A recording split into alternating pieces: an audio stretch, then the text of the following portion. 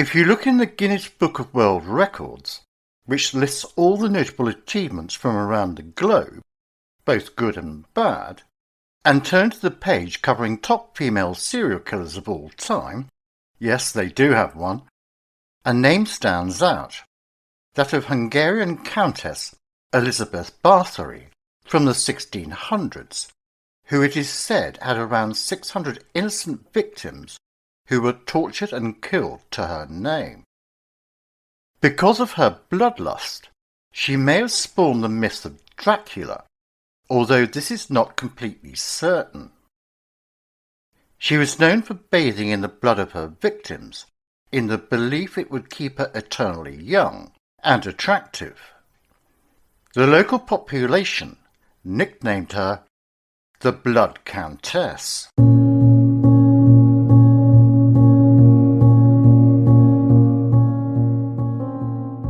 Countess Elizabeth Bathory of Exed came from a privileged aristocratic land-owning family and was born in Nyíri Bátor in the Transylvanian region in the then Royal Hungary on August 7, 1560, and spent her childhood at Exed Castle.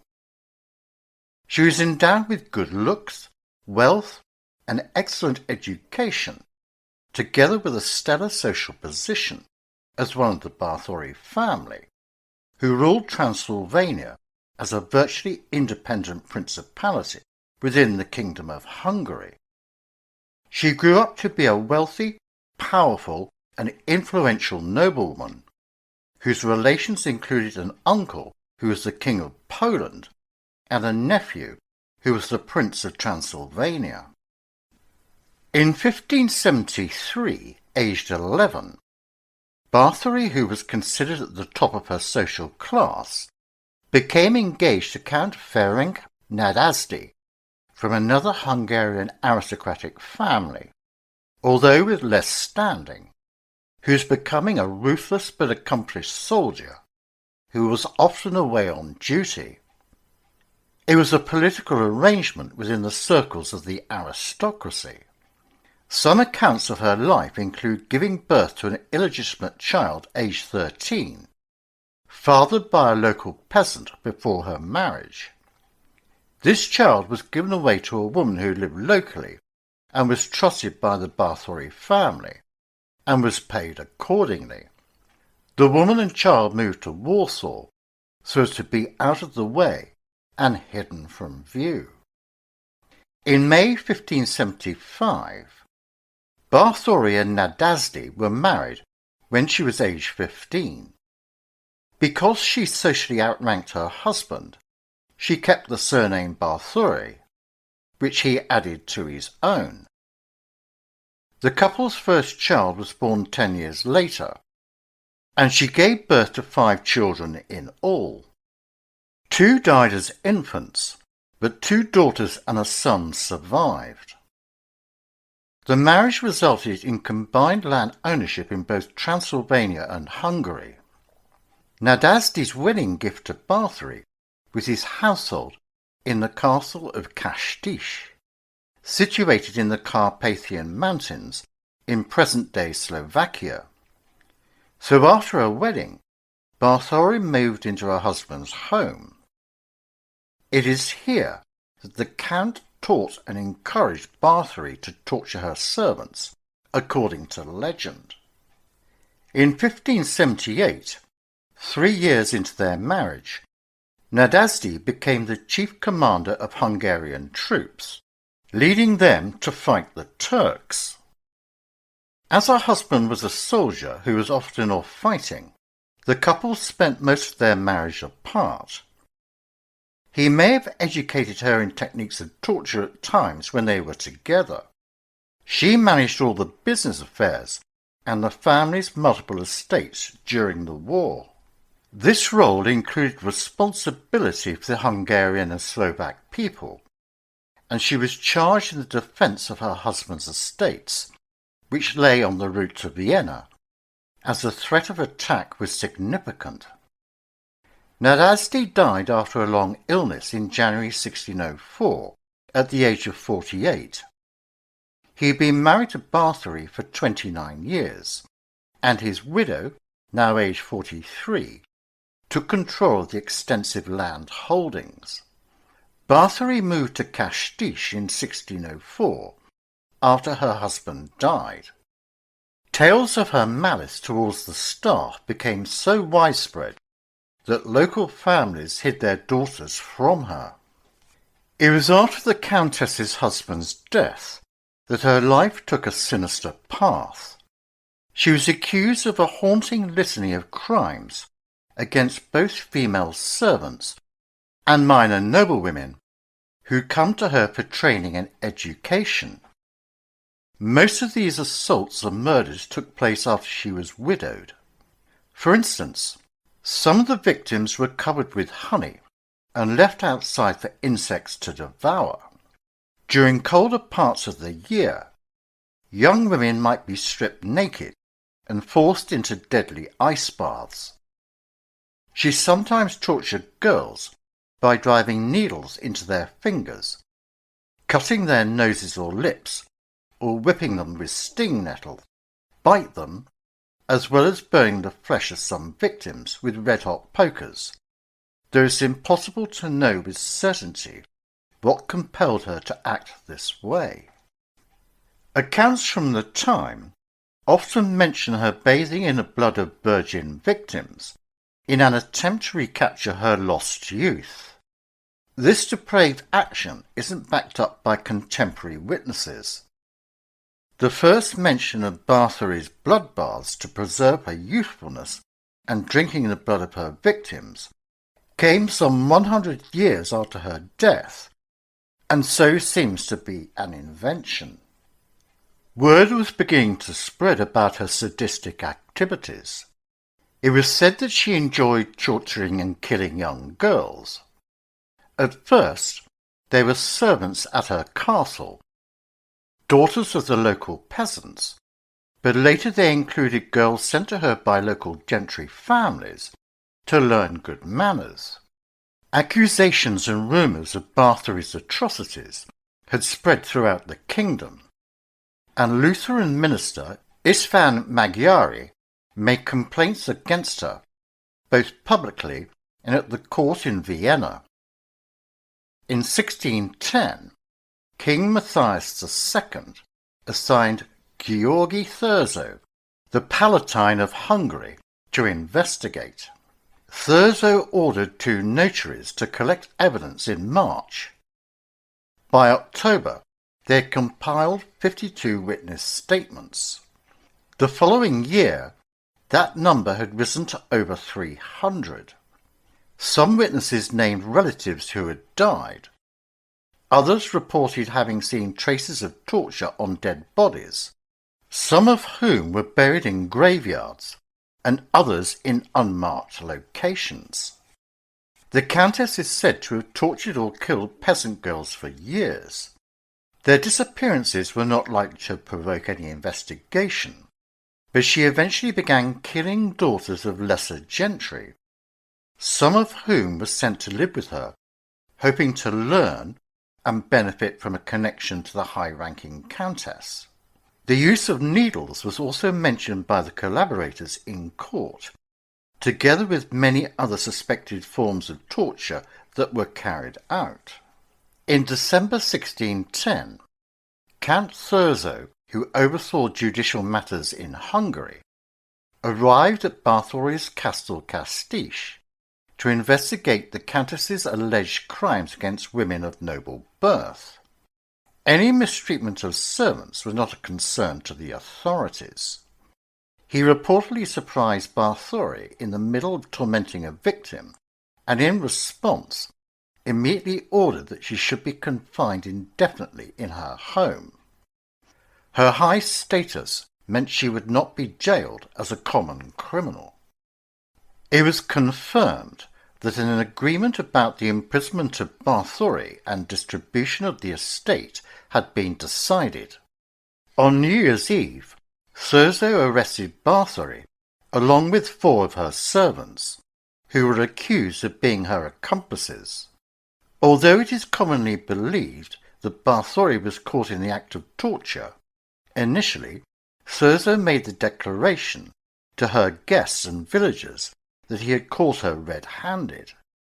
It seems most likely that the claim of Thurzo's discovering Bathory covered in blood has been the embellishment of fictionalized accounts. The servants were questioned and subjected to torture. A trial was held in the wake of the arrests on the 7th of January 1611. On the 25th, Thurzo wrote a letter to King Matthias, describing that they had captured and confined Bathory to her castle. She was eventually to be detained for the remainder of her life.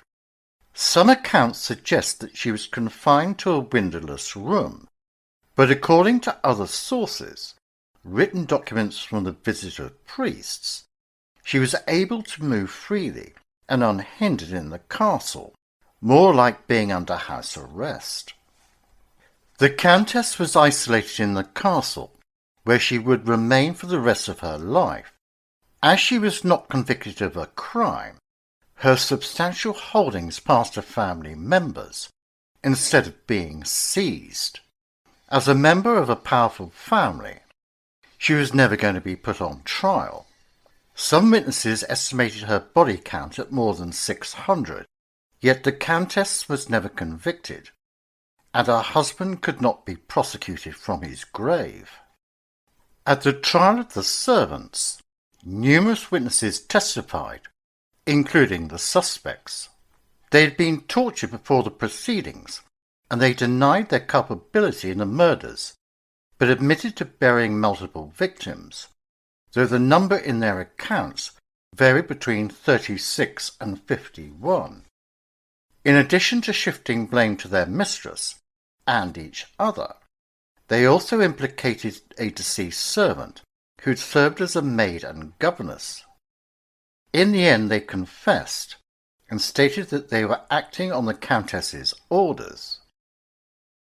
After the trial, they were executed as her accomplices.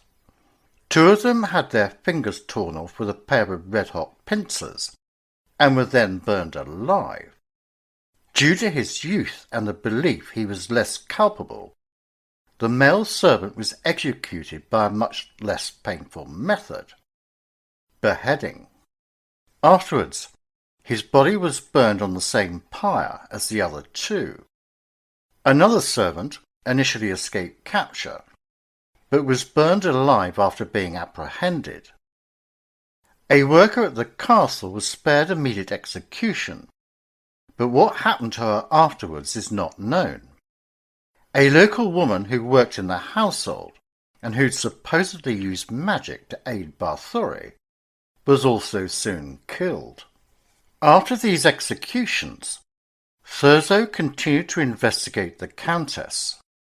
One witness said that Bathory herself had listed 650 victims in her papers, though the number of victims varied in other testimonials, and the Countess's exact death toll remains unknown. The evidence gathered by Thurzo also included 289 witness statements. The evidence against Bathory does have flaws. Of 289 witness statements, more than 250 offered either hearsay or no information whatsoever. The testimony that the Countess had listed 650 victims was a second-hand account of what a court official had discovered, yet this official who'd supposedly seen this information didn't testify. Many of the witnesses who spoke out against Bathory were beholden to Thurzo, who oversaw the entire investigation, and the fact that Bathory's servants were tortured makes their confessions unreliable. Why might the Countess have been subject to outside machinations? Imprisonment allowed family members to take control of the powerful widow's possessions, and her sons-in-law knew beforehand that her arrest was coming. On top of this, the Habsburg court owed her money, and they didn't want to pay. Bathory's support of her nephew, Prince Gabor of Transylvania, who was in conflict with the ruling Habsburgs, potentially placed her in danger. It is unlikely that she was completely innocent.